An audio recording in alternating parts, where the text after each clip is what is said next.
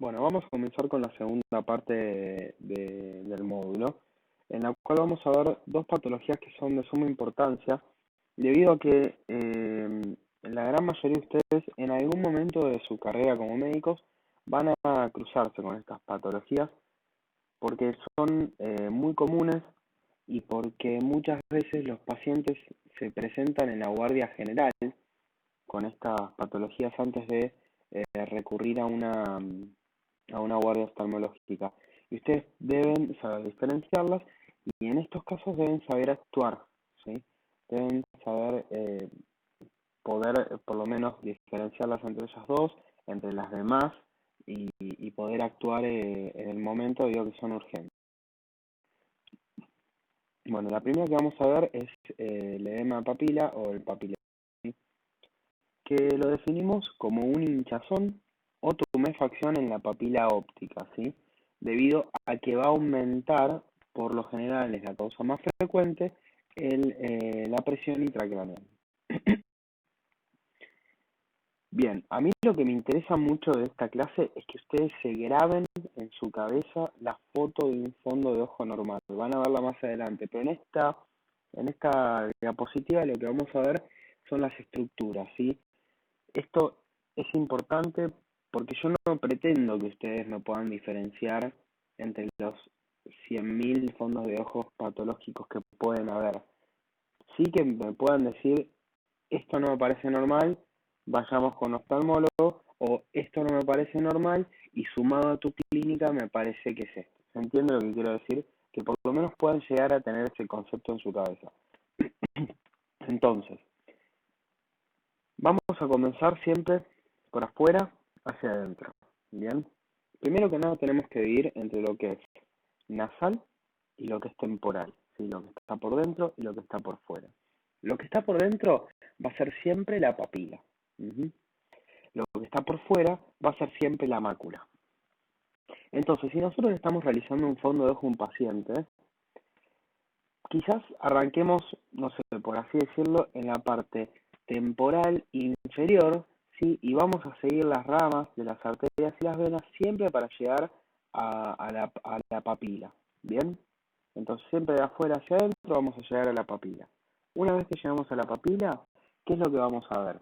Vamos a ver en la papila que salen el paquete vascular, siempre en conjunto, que es de un color como anaranjado rosado, y del otro lado, en lo que es temporal, vamos a ver a la mácula, ¿sí? Que es un poquito más amarilla, es como más grisácea, con su fobia central.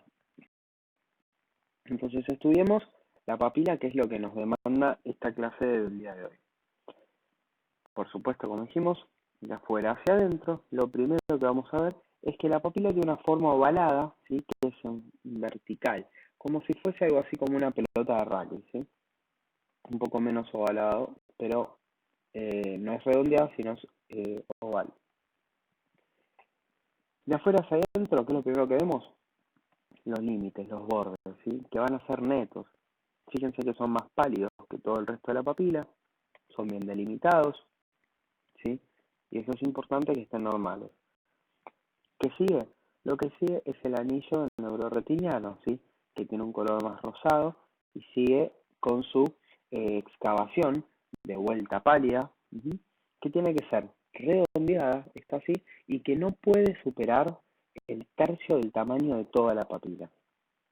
Por último, lo encontramos en el medio, es que de ahí convergen el paquete vascular con lo que serían los vasos, arterias y venas, ¿sí? Que siempre tienen que salir juntos. Perfecto, entonces, ¿qué ocurre? ¿Cómo es la patogenia? Perfecto. Entonces, ¿qué causas conocemos de lo que es el papiledema? ¿Sí? Dijimos que en la fisiopatología lo que iba a ocurrir es que iba a aumentar la presión intracraneal, ¿sí? Pero ahora, ¿por qué aumenta? Se puede dar por tumores cerebrales, por abscesos, por hematomas subdurales, malformaciones de las arterias o las venas, hemorragias subaracnoideas, hidrocefalia, meningitis y encefalitis. Ya un poco menos común, podemos encontrar lo que son los tumores medulares, ¿sí? Guillain-Barré, los mucopolisacáridos, la craneosinostosis, un Cushing, un Addison, algunas intoxicaciones con fármacos como pueden ser las tetraciquinas o los anticonceptivos y por último en algunas toxemias del embarazo. Son poco comunes, pero están descritos, hay que conocerlos. Entonces, la clínica, ¿sí? La clínica en general. El paciente que va a referir que va a perder bastante la agudeza visual, ¿sí? Pierde agudeza visual. ¿Y por qué viene la consulta? Por la diplopía.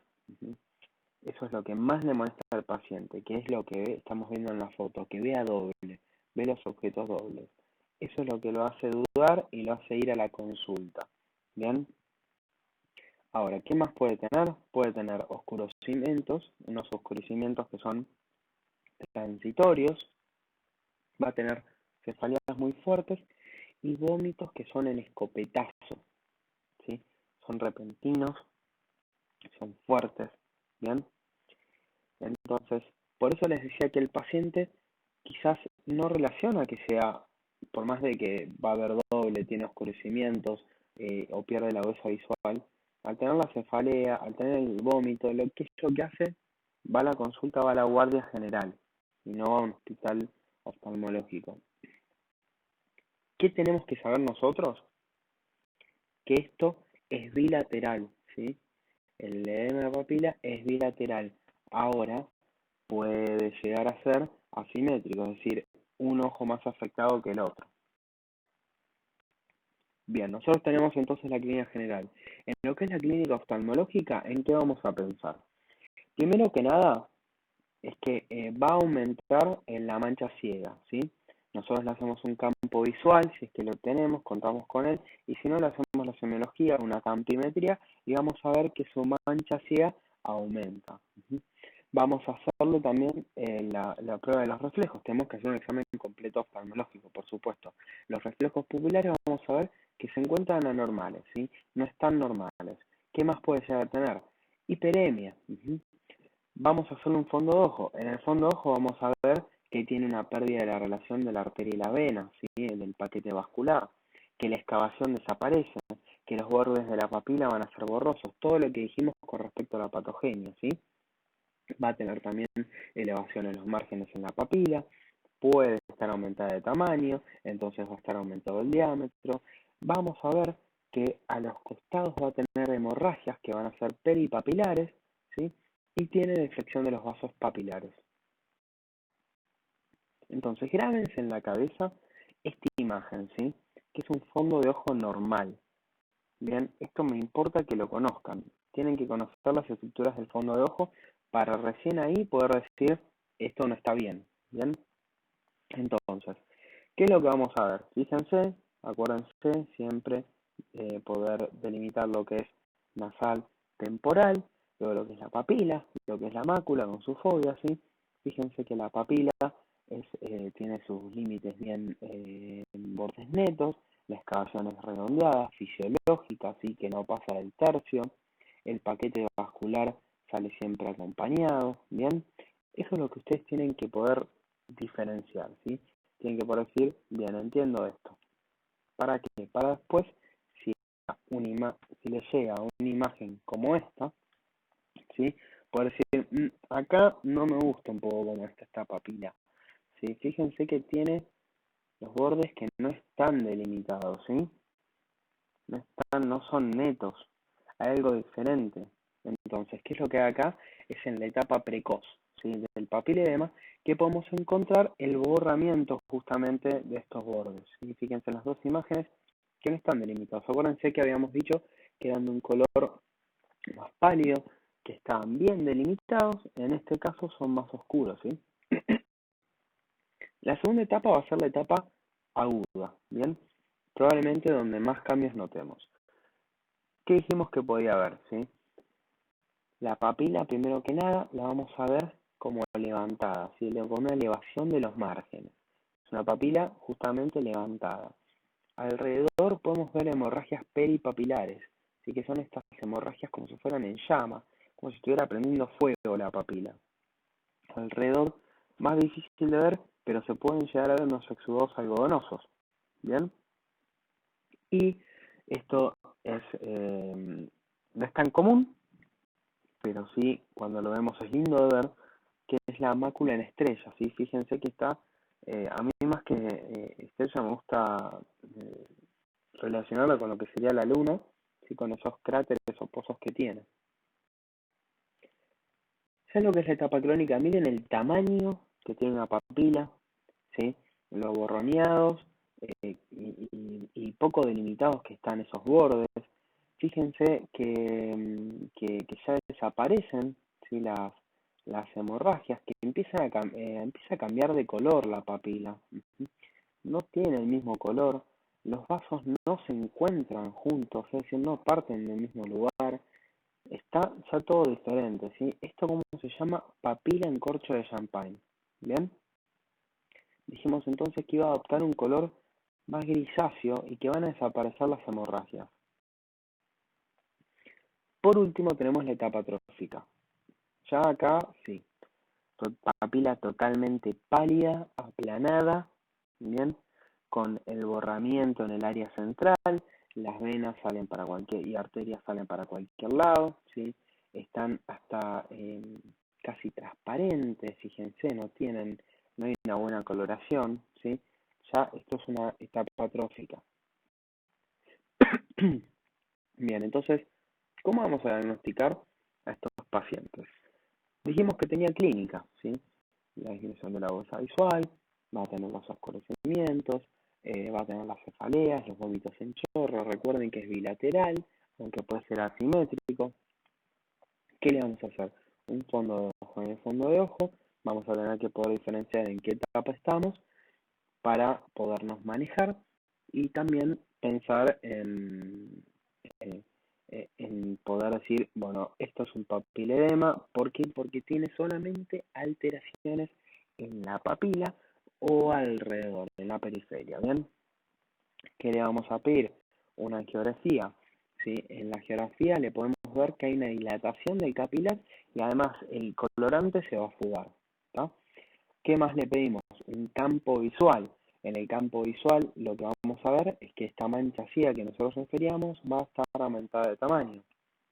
Le podemos hacer un OCT. El OCT es un estudio que se usa mucho en la retina, ¿sí? ¿Por qué? Porque nos deja ver en un perfil las capas de las retinas y las 11 capas que tiene la retina y podemos ver su tamaño, ¿sí? Entonces acá vamos a ver que va a estar aumentado el grosor de la retina al nivel de la papila, ¿sí? Y su periferia. Vamos a poder hacer un ultrasonido de órbita, en el cual vamos a ver que el líquido subaracnoideo va a aparecer alrededor de lo que sería el nervio óptico. También podemos hacer una resonancia magnética, podemos hacer un ataque en el cual vamos a evidenciar simplemente que está todo esto inflamado, así que está como aumentado de tamaño. ¿Con qué lo tenemos que diferenciar? Primero que nada, con lo que son patologías inflamatorias, como la papilitis y la uveitis, con patologías vasculares, como puede ser la neuropatía óptica isquémica, la oclusión de la vena central de la retina, en algunas patologías infiltrativas como la sarcoidosis, la leucemia o los linfomas, o si no neoplasias, un poco menos comunes, pero que pueden ser de ileoma del nervio óptico, un meningioma de la vaina del nervio óptico. ¿Bien? Perfecto. Esto es simplemente para mencionárselos de que existe lo que se conoce como el pseudopapiledema, ¿sí? Que el pseudopapiledema lo que nos va a dar es un fondo de ojo muy parecido, pero la diferencia que tiene es que tiene los bordes limitados. Fíjense que a nivel nasal esos bordes están bien delimitados, ¿sí? Además, lo que va a la posición que esto le refiere, es decir, que tenga los bordes nasales delimitados y los temporales no, haya un borramiento, le da como una imagen de papila inclinada, ¿sí? Eso lo vamos a ver en pacientes que son miopes, que tienen astigmatismos, ¿sí? Y vamos a ver entonces, como decíamos, que el disco va a estar borroso, elevado, y le vamos a encontrar penachos de color blanco, que esto le van a dar como una especie de aspecto que está borroneado al contorno, y podemos encontrar truzas o acúmulos de calcio en la papila óptica que van a estar simulando un papiledema, ¿sí? No es un papiledema. ¿Cómo vamos a tratar al edema de papila? Primero que nada, vamos a pedir al paciente que cambie sus hábitos, ¿sí? Vamos a evaluar sus antecedentes. Entonces, ¿qué le vamos a pedir? Que pierda peso, ¿bien? Que el tipo deje, que eleve la cabecera de la cama a 30 o 45 grados, ¿bien? Que eso dicen que es bastante incómodo para dormir, pero es fundamental. Y a nivel ya farmacológico, ¿qué es lo que vamos a hacer? Le vamos a dar acetazolamida vía oral 250 miligramos, 1 a 4 veces al día, o podemos darle hasta 500 miligramos 4 veces al día, ¿sí? Además, le vamos a dar algún diurético, como puede ser el manitol o la furosemida, y en algunos casos graves o ya un poco más crónicos y más prolongados, podemos hacer cirugía, que es la fenestración de la vaina del nervio óptico. Bien, neuritis óptica. Segundo tema que me interesa que conozcan para poder ustedes tratarlo. Esto es una urgencia oftalmológica. Se define como la enfermedad inflamatoria del nervio óptico que se va a presentar con una pérdida que puede ser aguda o subaguda de la visión, que va a ser unilateral solamente de un ojo y que va a estar relacionada con el dolor en los movimientos oculares. ¿Bien? ¿Qué más va a tener? Es la alteración en la percepción de los colores y va a tener una sensibilidad al contraste a la luz. ¿Bien? Entonces, repasemos. Esa enfermedad inflamatoria del nervio óptico va a tener pérdida de la agudeza visual, va a tener dolor a los movimientos oculares, pierde la percepción de los colores, va a ser sensible al contraste de la luz y ¿qué más? Va a tener también tenemos que saber también que es solamente de un solo ojo. Cuando me refería a la sensibilidad de la luz, me refiero a la pérdida, ¿sí? No se va a encontrar, no los quiero confundir. Más adelante lo vamos a ver, pero por si quedó alguna duda en eso. Bien. ¿Qué pasa con estos pacientes? Es que casi nunca es completa su recuperación, ¿sí? Y lo vamos a asociar a la desmielinización. Entonces, esto es muy frecuente en los pacientes, por lo general femeninos, que son jóvenes, que tienen 20, 30 años, ¿sí? No es que no se pueda dar en otras edades, pero por lo general es este tipo de pacientes, ¿sí? 20, 30 años, que son mujeres. En los pacientes que tienen más de 50 lo vamos a relacionar con una isquemia, ¿sí? Vamos a pensar en eso, en una isquemia. Ahora, si no, pensamos en que pueden ser enfermedades desmielinisantes. Y si es en un chiquitito, ¿qué vamos a pensar? En que antes, previamente, hubo una infección viral. Entonces, ¿qué causas conocemos? Son muchas. Las autoinmunitarias, como el lupus, la sarcoidosis o la enfermedad de Behçet. En las micóticas, como la criptococosis. En las bacterianas, como la tuberculosis, la sífilis, la enfermedad de Lyme, la meningitis. Virales, el sarampión, la rubiola, varicela, herpes zóster, papera, mononucleosis o cefalitis viral.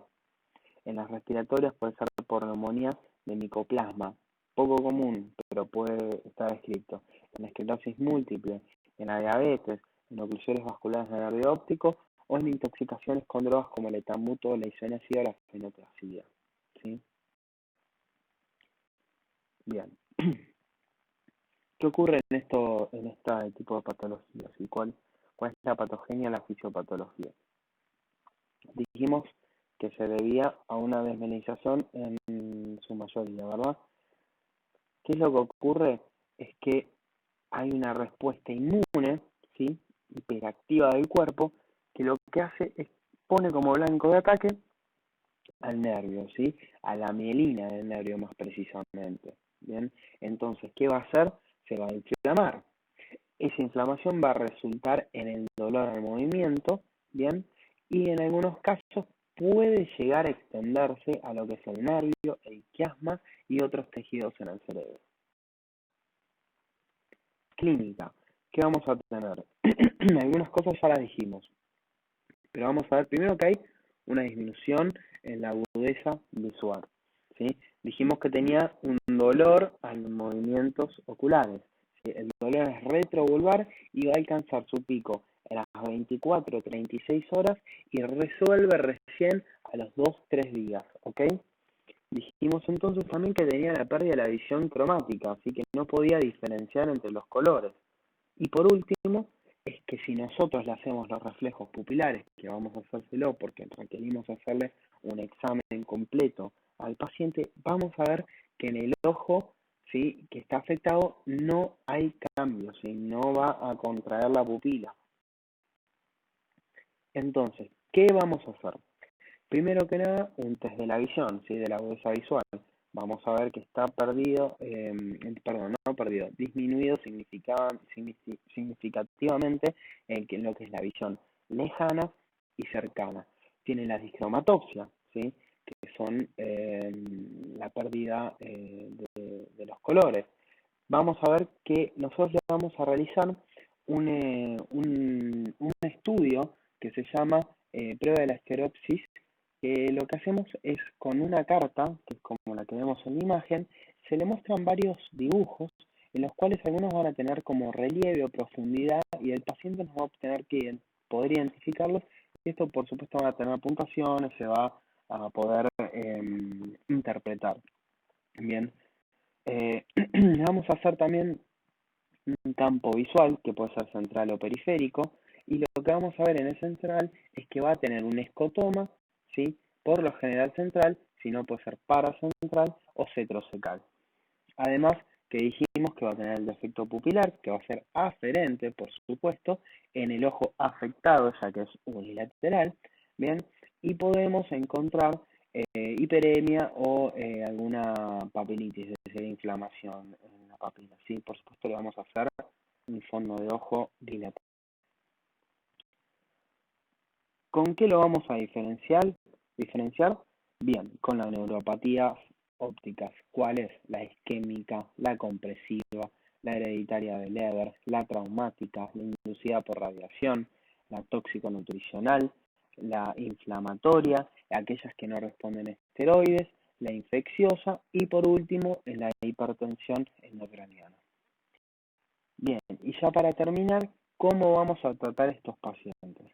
Importante que ustedes sepan tratar a estos pacientes, debido a que les van a llegar a ustedes muy probablemente antes que a nosotros y la neuritis óptica es una urgencia. ¿Bien? ¿Qué vamos a darle? La metilprednisolona, 1000 miligramos intravenoso a pasar en 60 minutos durante 3 días consecutivos. Una vez que terminamos de pasarle 1000 en 60 durante 3 días, vamos a darle la prednisona, que va a ser bioral, ¿sí?, 1 miligramo kilo día durante 11 días y después se lo vamos a ir reduciendo y suspendiendo en los siguientes 4 días, ¿sí? Recién vamos a ver que, por supuesto que con el pasar del tiempo va a ir mejorando, pero la agudeza visual tarda 30 días. Hay que explicarle al paciente que una vez que terminamos el tratamiento, probablemente le queden 1 o 2 semanas más para poder recuperar su agudeza visual, ¿sí? Y algo importante también a entender es que no vamos a dar solamente prednisona oral, ¿sí? ¿Por qué? Porque esto quizás no solucione el problema en el momento, pero genera muchos casos recurrentes.